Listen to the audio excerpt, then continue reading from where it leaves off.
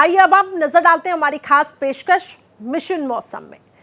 देखिए, देश में एक पुरानी कहावत है, कोस कोस पर पानी बदले 4 कोस पर वाणी।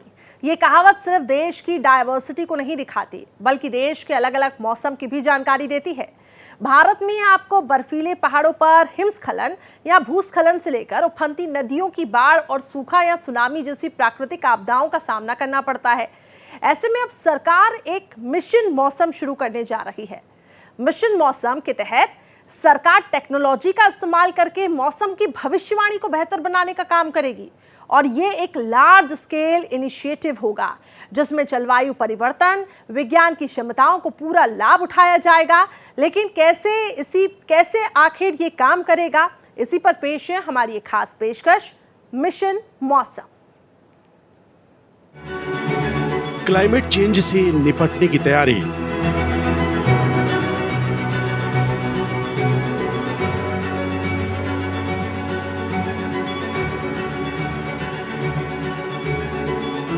मौसम में बदलाव का नहीं होगा असर।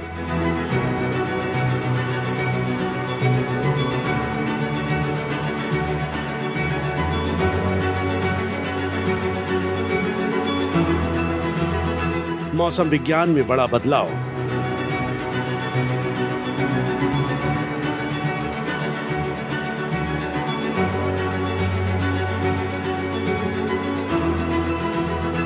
जल्द दिखेगा पॉजिटिव प्रभाव।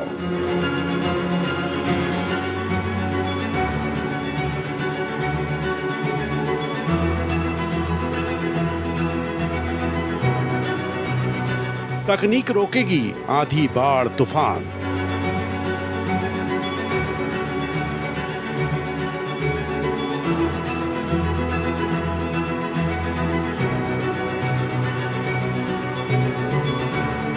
नहीं होगा जान माल का नुकसान।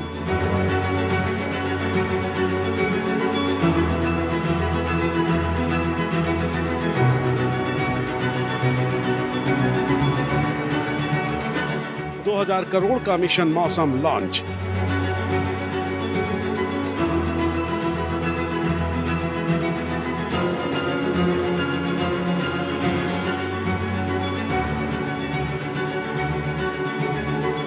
प्राकृतिक आपदा का होगा अंत।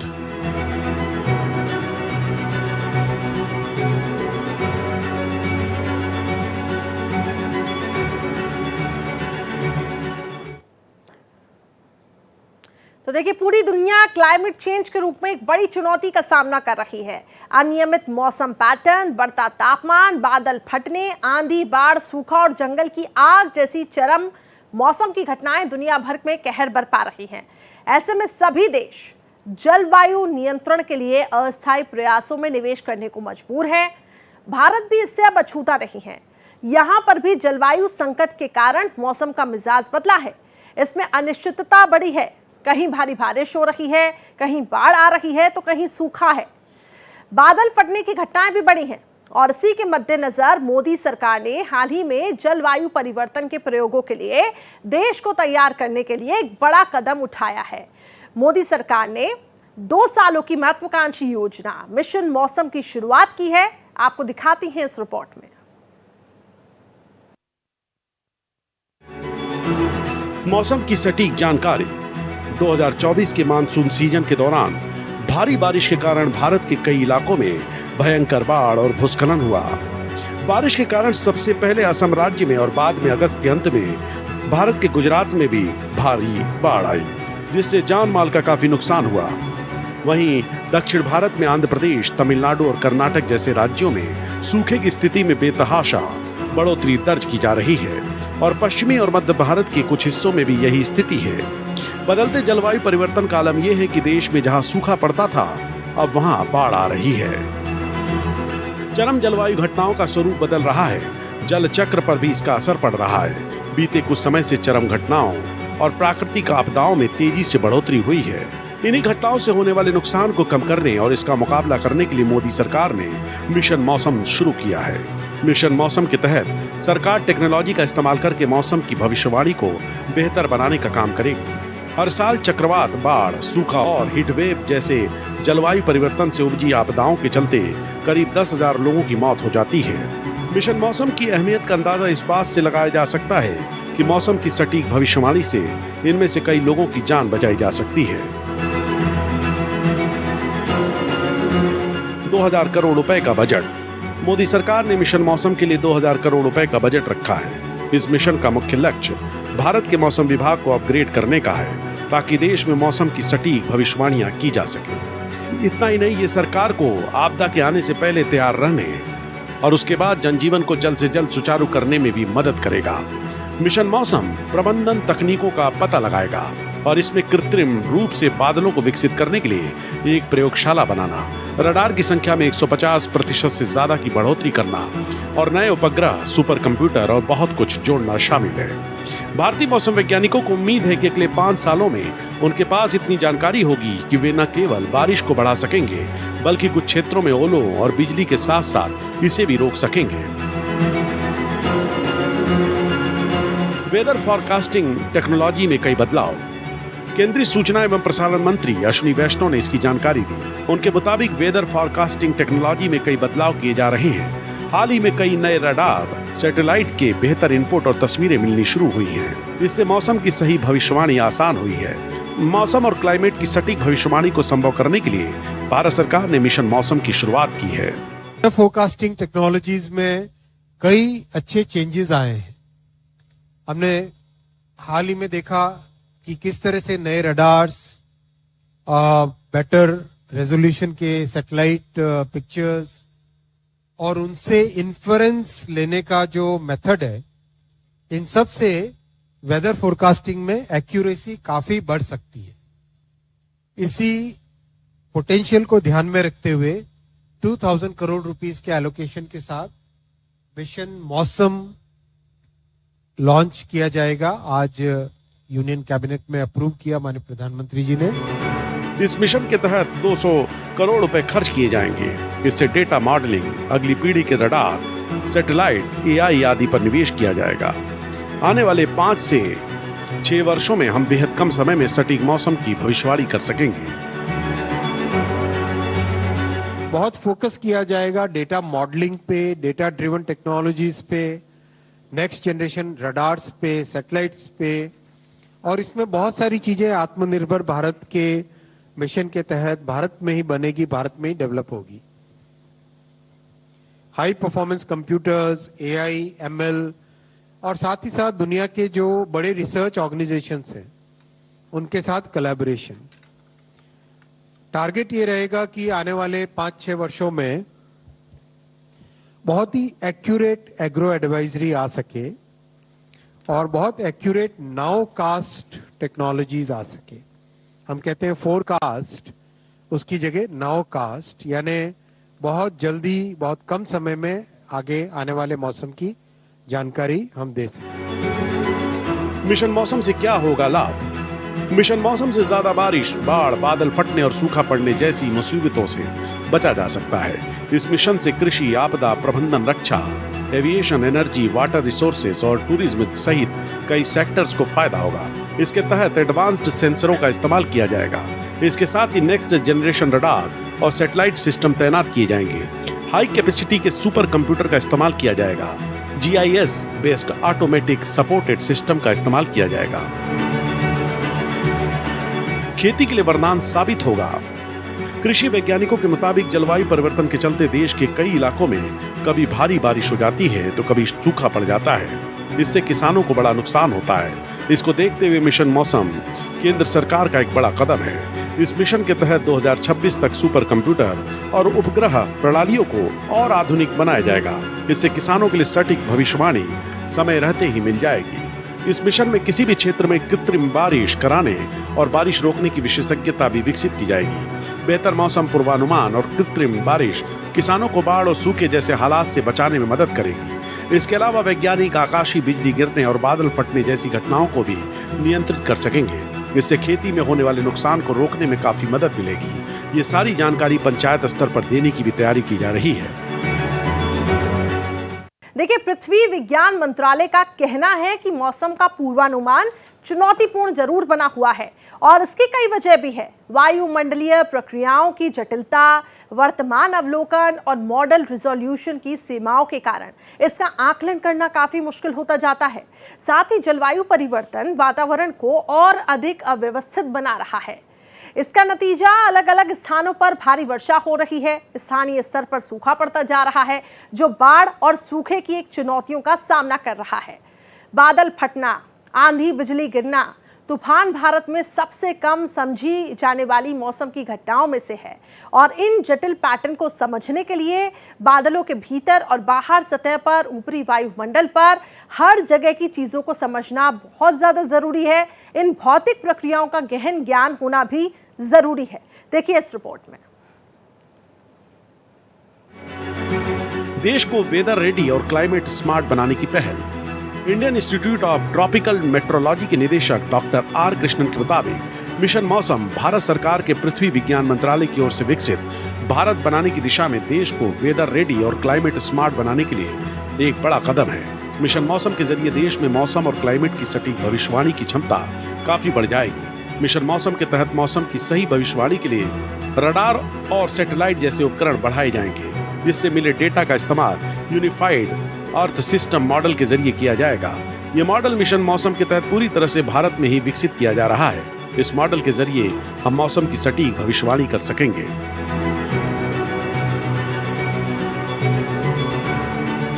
अगले 5 सालों में क्या होगा? केंद्रीय पृथ्वी विज्ञान मंत्रालय के सचिव एम रविचंद्रन ने कहा कि 5 साल का मिशन 2 चरणों में लागू किया जाएगा। पहला चरण, जो मार्च 2026 तक होगा, इसमें अवलोकन नेटवर्क का विस्तार करने पर ध्यान केंद्रित किया जाएगा। इसमें लगभग 70 डॉपलर रडार, उच्च प्रदर्शन वाले कंप्यूटर जोड़ना और 10 पवन प्रोफाइलर और 10 रेडियोमीटर स्थापित करना शामिल है। इसकी तुलना में चीन के पास 217 रडार और 128 विंड प्रोफाइलर हैं और अमेरिका के पास 160 रडार और 100 विंड प्रोफाइलर है। दूसरे चरण में अवलोकन क्षमताओं को और बढ़ाने के लिए उपग्रहों और विमानों को जोड़ने पर ध्यान केंद्रित किया जाएगा। पूरे 5 साल की अवधि में मंत्रालय और इसके संस्थान भारतीय मौसम विज्ञान विभाग, भारतीय उष्णकटिबंधीय मौसम विज्ञान संस्थान और राष्ट्रीय मध्यम अवधि मौसम पूर्वानुमान केंद्र मौसम और जलवायु प्रक्रियाओं और भविष्यवाणी क्षमताओं की अपनी समझ को बेहतर बनाने और मौसम प्रबंधन प्रौद्योगिकी को विकसित करने के लिए काम करेंगे।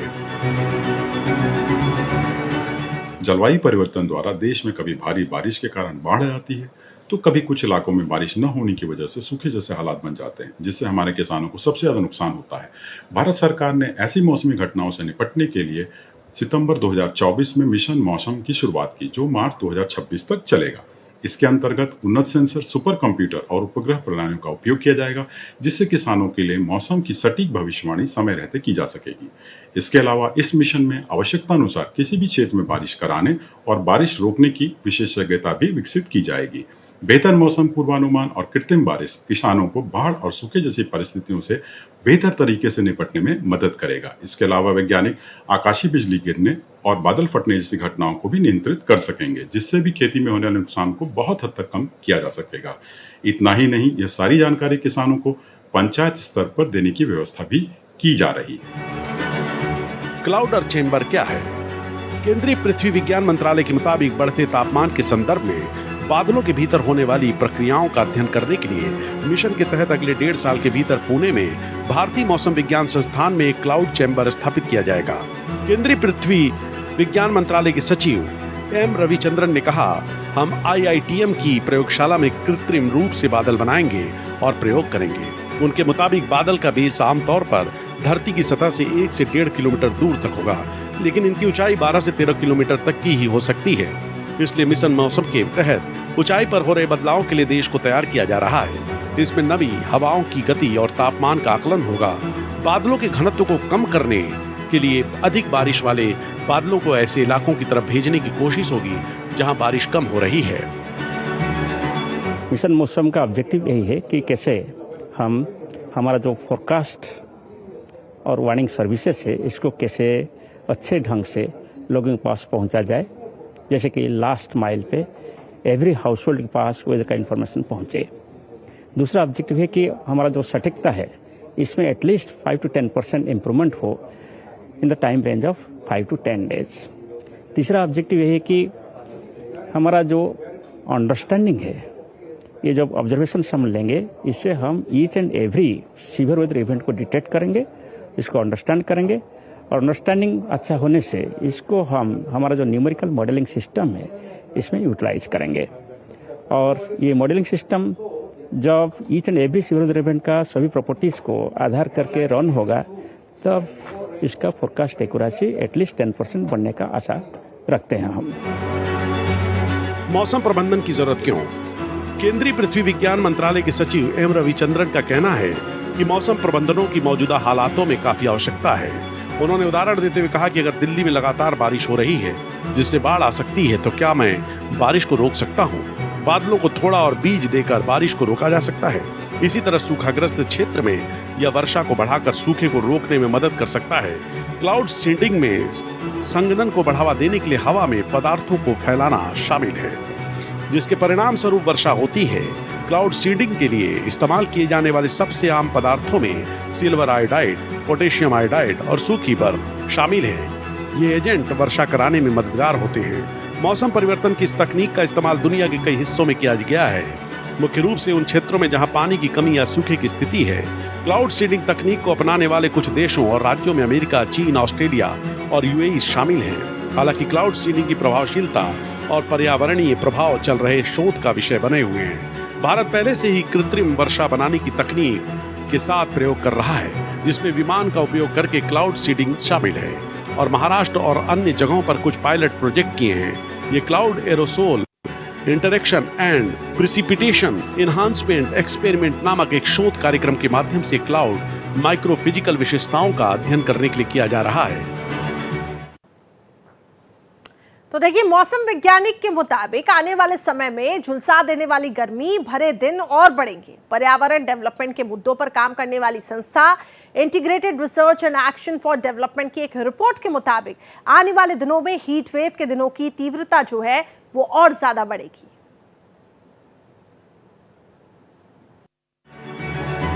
भारत में 5 दशकों में गंभीर हीट वेव की संख्या 74 दिन 1961 से 70 के बीच, 34 दिन 1971 से 80 के बीच, 45 दिन 1981 से 1990 के बीच, 48 दिन 1991 से 2000 के बीच, 98 दिन 2001 से 2010 के बीच। एक रिपोर्ट के मुताबिक 2018 में दिल्ली में 49 दिनों तक हीट वेव दर्ज की गई, जो 2019 में बढ़कर 66 दिनों तक पहुंच गई, जो एक साल में लगभग 35% की बढ़ोतरी को दर्शाता है।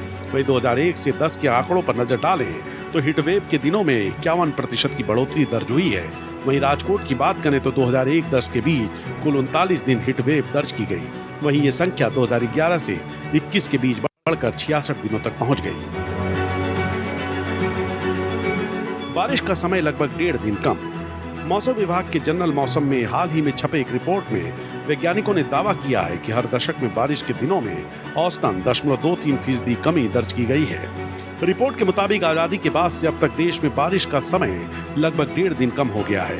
यहाँ बारिश के एक दिन का मतलब ऐसे दिन से है जिस दिन कम से कम 2.5 मिलीमीटर बारिश हुई हो। वैज्ञानिकों के मुताबिक पिछले एक दशक में एक्सट्रीम इवेंट्स भी काफी तेजी से बढ़े हैं। IMD जनरल मौसम में प्रकाशित ये रिसर्च 1960 से 2010 के बीच मौसम के डेटा के आधार पर किया गया है, जिसमें पाया गया है कि बारिश के लिए जिम्मेदार लो क्लाउड कवर देश में हर दशक में लगभग 0.45% कम हो रहा है। खासतौर पर मानसून के दिनों में इनमें सबसे ज्यादा 1.22% कमी आई है। एयर पॉल्यूशन बड़ी चुनौती। Centre for Science and Environment के principal program manager air pollution control Vivek Chattopadhyay का कहना है कि देश में वायु प्रदूषण एक बड़ी चुनौती बन चुका है। मौसम की सटीक भविष्यवाणी से इस चुनौती से आसानी से निपटा जा सकता है। इसमें मिशन मौसम की महत्वपूर्ण भूमिका होगी। दरअसल सर्दियों के पहले पराली जलाए जाने पर हवा के जरिए पराली का धुआं उत्तर भारत के अलग अलग हिस्सों में पहुंचता है। मिशन मौसम के जरिए हवा के रुख और आर्द्रता का सही आकलन कर प्रदूषण पर नियंत्रण के लिए तत्काल कदम उठाए जा सकेंगे। बहुत अधिक प्रदूषण होने पर कृत्रिम बारिश की भी मदद दी जा सकेगी। एनवायरनमेंट पॉल्यूशन से बढ़ रही बीमारियां। मौसम के बदलाव से एक तरफ जहां लोगों में पर्यावरण खराब होने से बीमारियां बढ़ रही हैं, तो दूसरी तरफ आर्थिक और शारीरिक हानि भी हो रही है। हाल ही में एक रिपोर्ट में सामने आया है कि मौसम में हो रहे लगातार बदलाव की वजह से हर देश में रोजाना काम का कई घंटों का नुकसान होता है। नेचर जनरल में प्रकाशित रिपोर्ट के अनुसार भारत में इसकी वजह से काम में 14 वर्किंग दिन का नुकसान हो जाता है। नेचर जनरल में छपी एक रिपोर्ट के मुताबिक दुनिया भर में मौसम में हो रहे परिवर्तन की वजह से 30% काम का घाटा उठाना पड़ता है। मौसम वैज्ञानिकों ने चेताया है कि अगर यही हालात बने रहे तो आने वाले समय में ये नुकसान बढ़ सकता है। तो फिलहाल हमारी खास पेशकश में इतना ही। देश और दुनिया की बाकी खबरों के लिए आप देखते रहिए भारत एक्सप्रेस।